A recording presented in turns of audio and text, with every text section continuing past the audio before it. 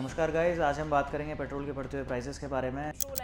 Petrol और diesel 2014 से पहले और 2014 से लेके अब तक फ्लक्चुएशंस हुए हैं या प्राइस कंपैरिजन है, वो इस वीडियो में आपको मैं बताऊंगा। और बेसिकली 3 मेजर सवालों के मैं जवाब दूंगा। एक तो जो कांग्रेस ने इल्ज़ाम लगाया भाजपा पे कि 40-42 लाख करोड़ रुपए सरकार जनता से लूट चुकी है विद इन दिस, जो उनका टेन्योर रहा है 10 से 12 साल का। दूसरा मैं इस बात का जवाब दूंगा कि जो कुछ मीडिया चीख कर बोल रहे हैं कि इतना हम इम्पोर्ट कर रहे हैं तो हम एक्सपोर्ट क्यों कर रहे हैं। एंड तीसरा मैं ये जवाब दूंगा कि क्रूड ऑयल के जब प्राइसेस 2016 से 20 तक काफ़ी लो पर थे, तब भी भाजपा सरकार ने क्यों प्राइसेस कम नहीं करे, मतलब अपने टैक्सेस उन्होंने बढ़ाए।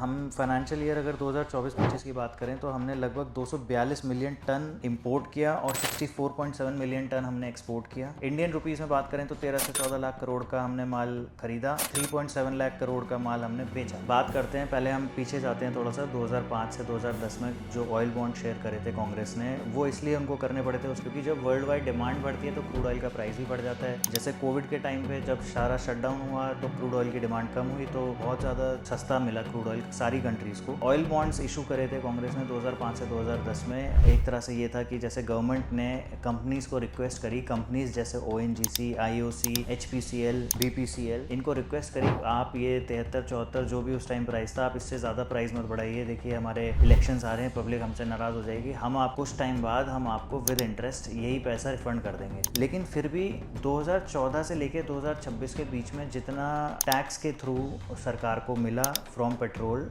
वो इस फिगर के आगे कुछ भी नहीं है, क्योंकि काफ़ी ज़्यादा कमाती है सरकार पेट्रोल से एंड उसी से हमारी अर्थव्यवस्था चलती है। सेकंड मैं ये कहना चाहता हूँ कि जैसा कि कुछ मीडिया में ये बात हो रही है बार बार कि भाई हम इतना एक्सपोर्ट कर रहे हैं और हमें अभी अपना एक होल्ड करके रखना चाहिए, तो मैं उनको बताना चाहता हूँ कि देखिए रिफाइनरी जो कंपनीज हैं उन पर गवर्नमेंट का होल्ड है, बट इतना होल्ड नहीं है कि वो उनको बहुत ज़्यादा प्रेशराइज कर सके, क्योंकि उन कंपनीज की अपनी अलग बैलेंस शीट है, अपना अलग प्रॉफिट एंड लॉस स्टेटमेंट होता है, उनको अपने शेयर होल्डर्स को भी जवाब देना होता है।